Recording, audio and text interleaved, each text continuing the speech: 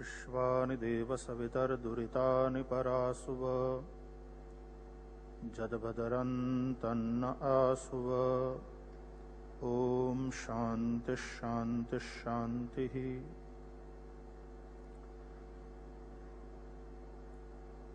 गुजरात राज्यना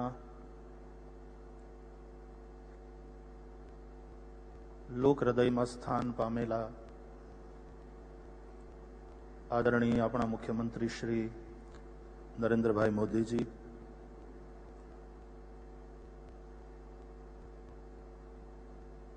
शिक्षक मंत्री शिक्षण मंत्री आदरणीय श्री भूपेंद्र सिंह जी, आदरणीय वसुबेन, आदरणीय देवराज साहेब, जोशीपुरा साहेब, माननीय कुलपतिश्रीओ, पूर्व कुलपतिश्रीओ, सौ महानुभावों अने वाला आदरणीय शिक्षक भाई बहनों, કેટલાક વર્ષ પૂર્વે ભારતમાં એક અભ્યાસ હાથ ધરાયો હતો અને એમાં દેશની જનતાને પૂછવામાં આવ્યું કે તમારી દ્રષ્ટિમાં સૌથી આદરણીય કયા ક્ષેત્રના લોકો છે? આપણે ત્યાં ઉદ્યોગપતિઓ છે, આપણે ત્યાં કલાકારો છે, ક્રિકેટર્સ છે, ધર્મગુરુઓ છે, રાજપુરુષો છે. સૌથી વધારે આદરણીય તમારી દ્રષ્ટિમાં કયા ક્ષેત્રના લોકો? અને અભ્યાસનું તારણ એવું નીકળ્યું અને મને ગમે એવું નીકળ્યું. જેમ ઘરે કોઈ આવે ને એના વધામણા કરીએ ને આપણે એના દુઃખના લઈએ ને આરતી ઉતારીએ, આ તારણની મેં એ રીતે માનસિક આરતી ઉતારી. અને એ તારણ એમ કહે છે કે દેશની જનતાના નજરમાં સૌથી વધારે કોઈ આદરણીય ક્ષેત્ર હોય, સાહેબ એમાં ધર્મગુરુઓનું નામ નહોતું,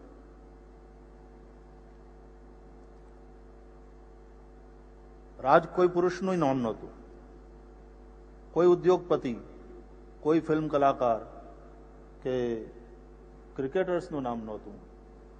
દેશની જનતાની દ્રષ્ટિએ સૌથી વધારે આદરણીય એ લોકોએ બેને માન્યા, એક સૈનિક અને બીજો શિક્ષક.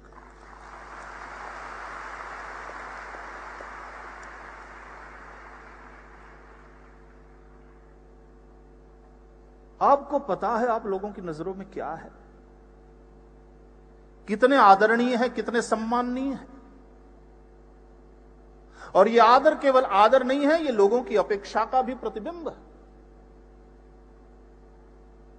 હું હંમેશા કયા કરું કે જેને પૈસા કમાવા હોય એ બીજા બધા ક્ષેત્રમાં ભલે જાય, પણ કૃપા કરીને બે ક્ષેત્રમાં ન જાય. એ સૈનિક બનવાની કોશિશ ન કરે અને શિક્ષણના ક્ષેત્રમાં આવવાનો પ્રયાસ ન કરે. જેને માત્ર ને માત્ર રૂપિયા બનાવવા હોય, રૂપિયાથી પ્રેમ હોય. આદરણીય શિક્ષક મંત્રી શ્રી હમણાં જ કહ્યું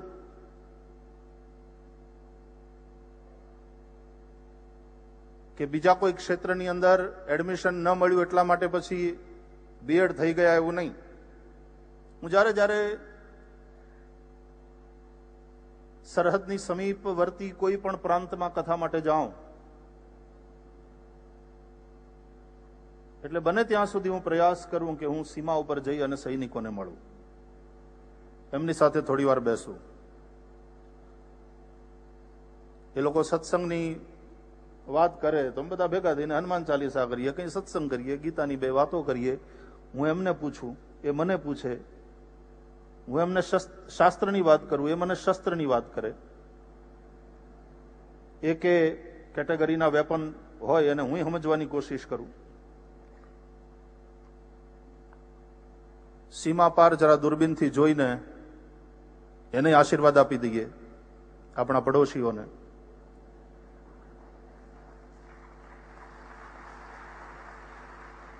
કચ્છની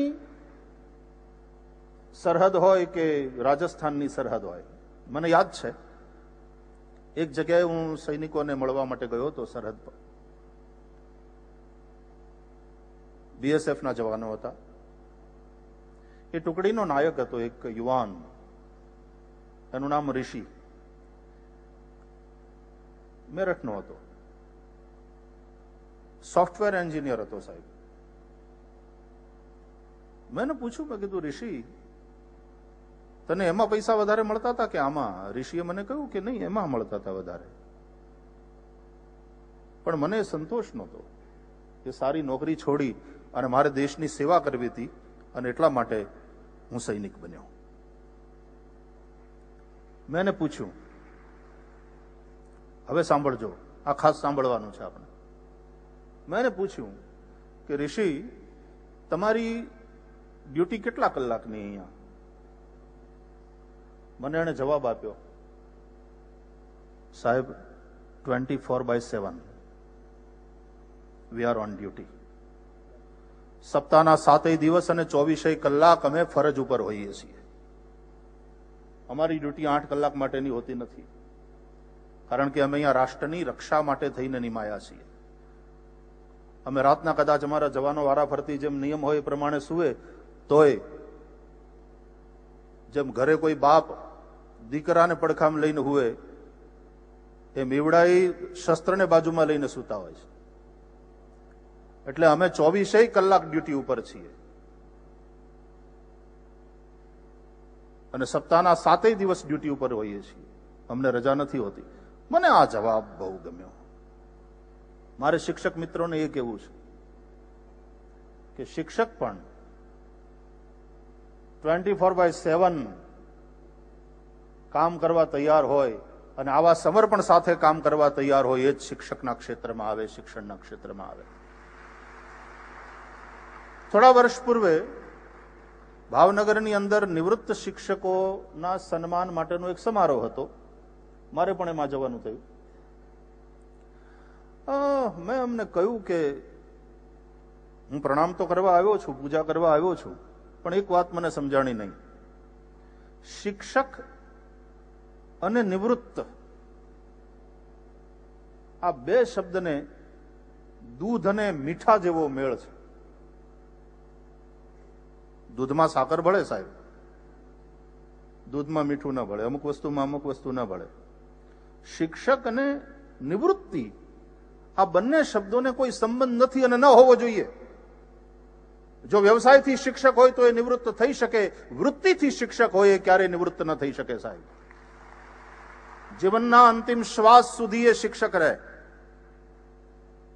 એક પણ વિદ્યાર્થી જેની અંદર જાણવાની આગ છે, જિજ્ઞાસા છે, એવો ધગધગતો એક પણ વિદ્યાર્થી આવે અને માંદગીના ખાટલા ઉપર હોય તો એ બેઠો થઈને એને ભણાવવા બેસી જાય, એનું નામ વૃત્તિનો શિક્ષક. આ કામ સાધારણ નથી, આ યજ્ઞ છે.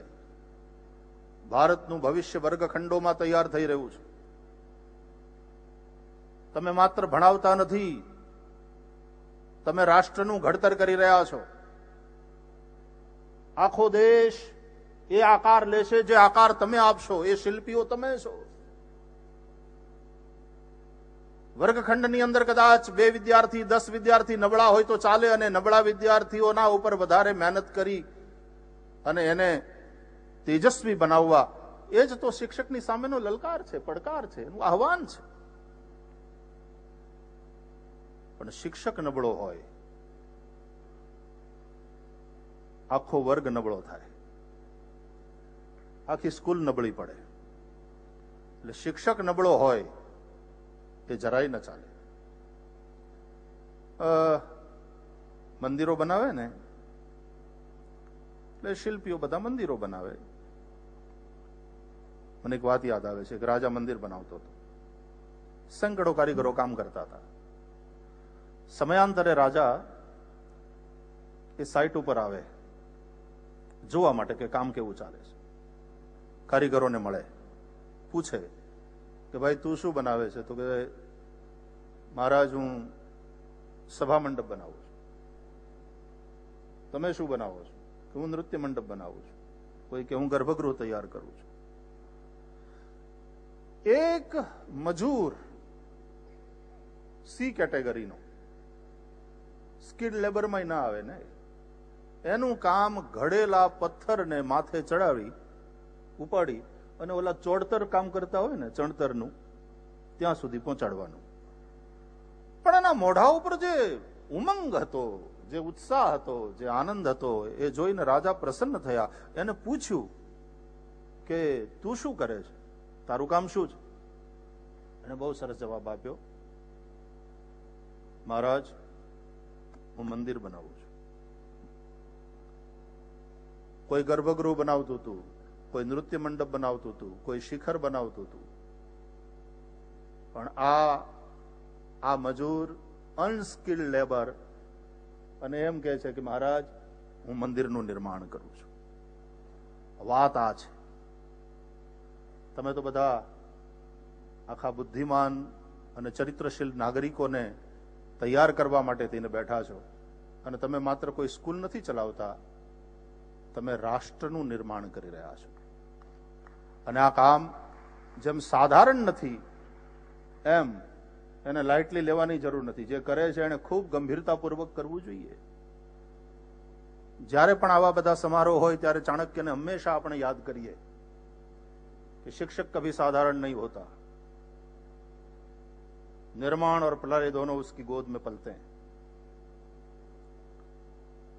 મંદિર તૈયાર થાય અને મૂર્તિ તૈયાર કરે કારીગરો, પછી એ મૂર્તિની પ્રાણ પ્રતિષ્ઠાની વિધિ કરવામાં આવે, પછી એ મૂર્તિ વંદનીય બને.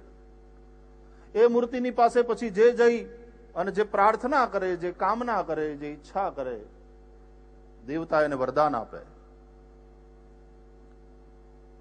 મને એમ લાગે છે કે બીએડ કર્યા પછી કે આઈઆઈટી જેવી જે સંસ્થાઓ છે એના દ્વારા ટીચર્સ તૈયાર કર્યા પછી જેમ પેલી મૂર્તિમાં પ્રાણ પ્રતિષ્ઠાની જરૂર પડે એમાં મને એમ લાગે છે કે થોડી વિધિ ગુરુ પ્રતિષ્ઠાની કરવી જોઈએ. અને હું બીએડ કરી રહેલા જ ભાઈ બહેનોને મળવા જાઉં.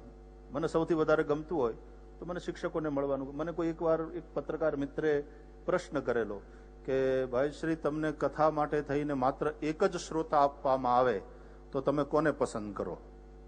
માત્ર એક જ શ્રોતા છે તમારી સામે, તમારે કથા સંભળાવવાની, તમે કોને પસંદ કરો? મેં કહ્યું, યા તો એક પત્રકાર યા તો એક શિક્ષક. કારણ કે હું જ્યારે એને કહું છું ત્યારે માત્ર એને જ નથી કહેતો, એના માધ્યમથી હું અનેકને કહું છું. અને તેથી હંમેશા શિક્ષક મિત્રો સાથે જ્યારે જ્યારે સમય પસાર કરવાનો આવે કે આવા બધા સમારોહની વાત આવે ત્યારે મને ગમતી વાત છે. હું તો કથાને પણ લોક શિક્ષણનું જ એક માધ્યમ માનું છું, અને એ હિસાબે મારી જાતને પણ હું શિક્ષક જ ગણું છું, એટલે સહધર્મી છું, તમારા ક્ષેત્રનો જ છું. ગુરુ પ્રતિષ્ઠા થવી જોઈએ. શિક્ષક નોકર નથી, શિક્ષક સાધારણ નહીં, શિક્ષક ગુરુ છે. અને એ ગરિમા સાથે અને એ જવાબદારી સાથે શિક્ષકોએ એનું કામ કરવાનું છે.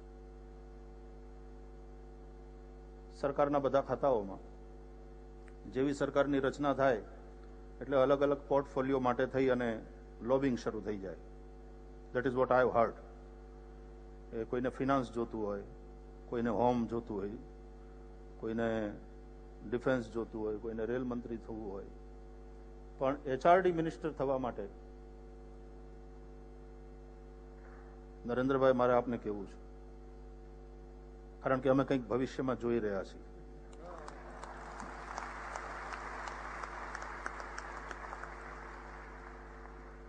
मेरी दृष्टि में सबसे महत्वपूर्ण यदि कोई पोर्टफोलियो माना जाना चाहिए तो ये वाला माना जाना चाहिए, शिक्षा मंत्री का. અને એચઆરડી મિનિસ્ટર એવા હોય કારણ કે એના હાથમાં ભારતને તૈયાર કરવાની વાત છે. હમણાં એક છાપામાં લેખ આવ્યો હતો અને એને આધારે કેટલાક આંકડાઓ મારી પાસે. શોકિંગ.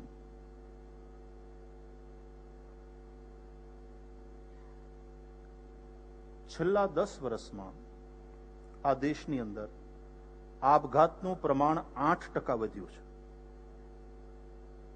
आत्महत्याएं हो रही है और आत्महत्या करने वालों में ध्यान दें 45% से ज्यादा 15 से 29 वर्ष की वय के लोग आत्महत्या कर रहे हैं।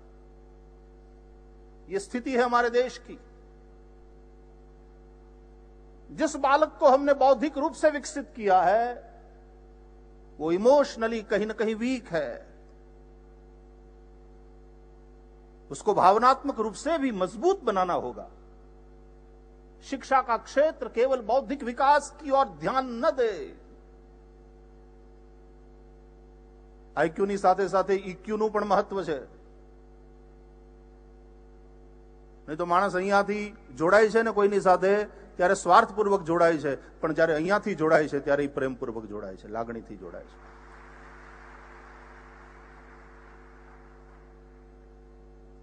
જ્યાં સુધી હૃદયથી માણસ માણસની સાથે નહીં જોડાઈ શકે ત્યાં સુધી જે એક સમરસતા ભારતની અંદર આપણે લાવવી છે અને એક અખંડ ભારતની આપણે જે કલ્પના કરીએ છીએ એ સાકાર નહીં થઈ શકે।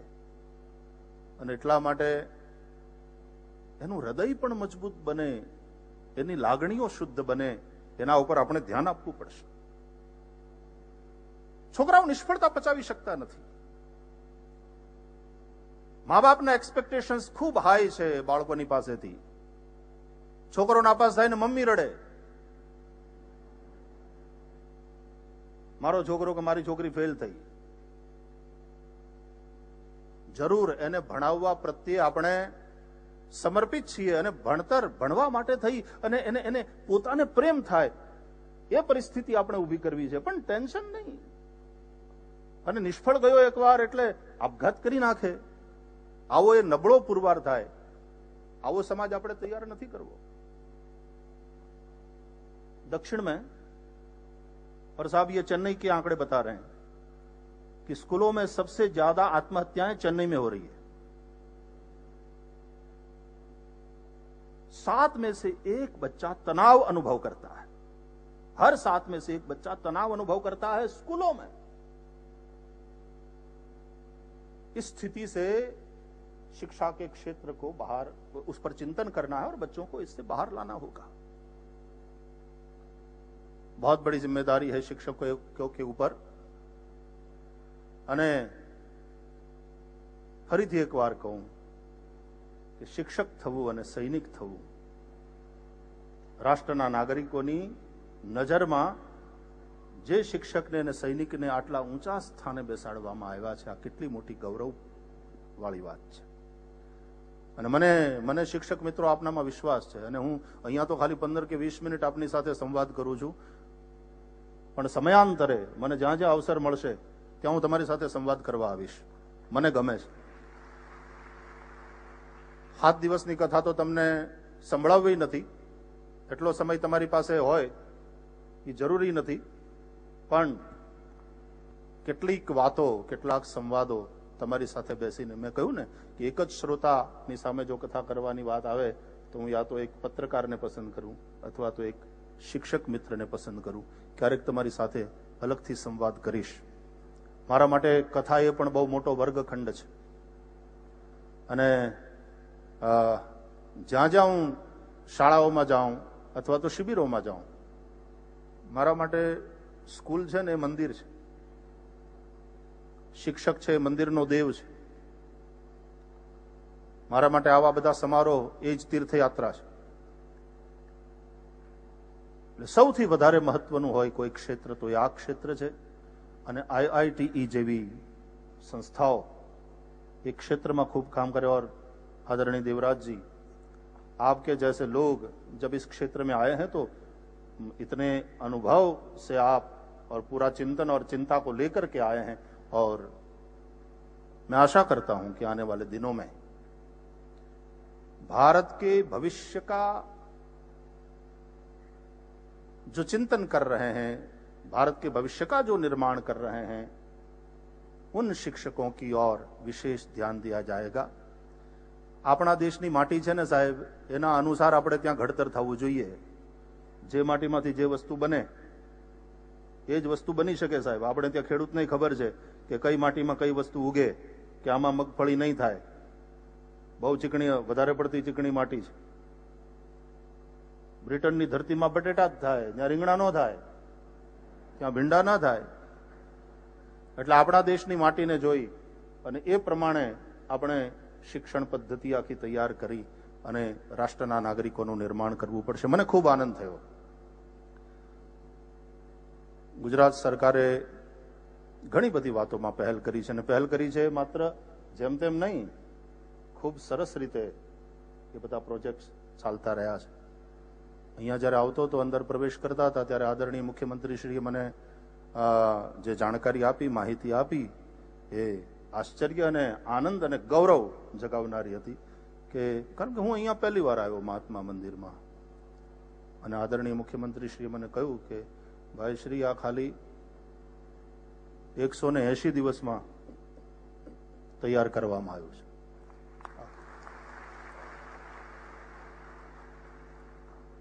લીટા દોરવામાં 6 મહિના કાઢી નાખીએ છીએ આપણે.